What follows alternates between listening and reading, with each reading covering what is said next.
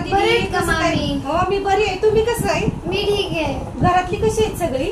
सगळे ठीक आहे. तुम्ही कधी आला? मी कालच आली. साडी नवीन घेतली का मामी? हो साडी नवीन घेतली बघा माझ्या छान माहेरात. दिसते.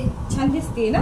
मंगळसूत्र पण नवीन घेतलं. हो ना, मंगळसूत्र पण नवीन घेतलं बघा. अजून बाकी काय म्हणता मग? अजून काय नाही, कायच ना. काहीच नाही.